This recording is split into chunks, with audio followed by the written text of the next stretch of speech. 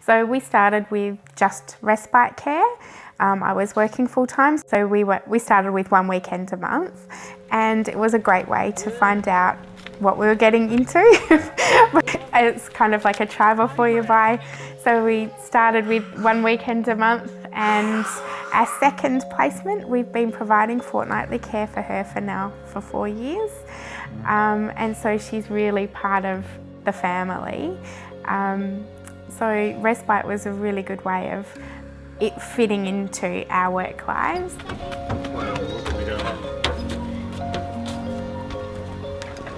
Sometimes the kids don't understand why they're coming to respite, so depending on the age of the children. So sometimes the little kids think they're being punished if there's been poorly explained why they're going to respite, and so sometimes you can have upset children because they miss their foster family, but other times if it's been explained to them well, and you can just go out and have a really good time with them and just have a lot of fun on the respite weekend. So yeah, that's probably the biggest challenge, is depends on how it's been explained to them. One of the challenges for respite is always trying to find something to do, and when you've got bad weather and stuff, it's hard to go out and have fun and all that sort of stuff. And we go up and see Carol's parents most weekends, and the respite girl comes along with us, so she's part of the family with that as well. We try and get some background information. First night that they're with us for respite is always their pick, so they can choose whatever they want for dinner, so it's a great way of breaking the ice with them, and it's a bit of a treat as well, and then that gives us the next day to find out what they eat if we haven't already been able to find that information out. So that's probably the hardest part with respite, is sometimes we get lots of information about the children and what they like and what they don't, and other times we don't get that information, so it just makes it hard for them to settle in. But some kids just are really flexible, and they're just happy with whatever whatever you're going to do. Oh, good catch. The rewards far outweigh the challenges. And the challenges are little, it's communication problems for the kids if they don't have the vocabulary. You just you work around that, but the joys far outweigh the challenges. The first time a little person who has trust issues gives you a big hug, you can't explain how good that feels.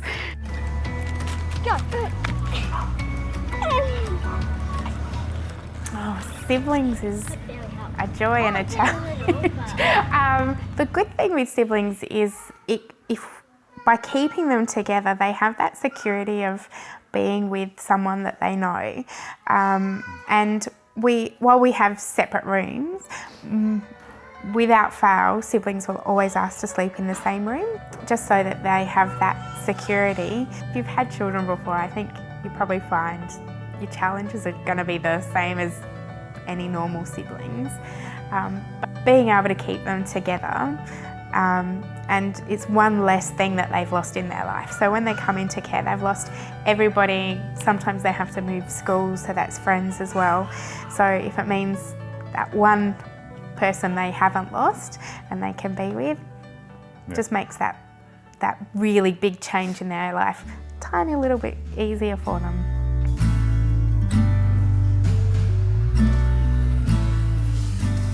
One of the biggest things we get asked is, I couldn't foster because I would get too attached. And our response has become, then you are the perfect candidate, because that's what the children need, is someone to love them unconditionally. Yes, it's hard to give them back, but you need to form the attachment, and you need to cry your eyes out afterwards. It's okay to do that. We all do it. It is hard to say goodbye, but that's only the choice we've made in doing respite and short-term and emergency care. There is less of the goodbyes in long-term care, but that's the choice we've made, is to say we're prepared to say goodbye, and then open our hearts and love somebody else when they come through the door.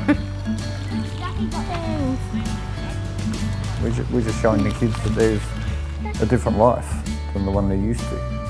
I read a great quote somewhere that said, "I'm not afraid to grieve, I'm afraid of what would happen to these children with no one to love them. So we're those people. Fair enough. High five. Hey, what's that?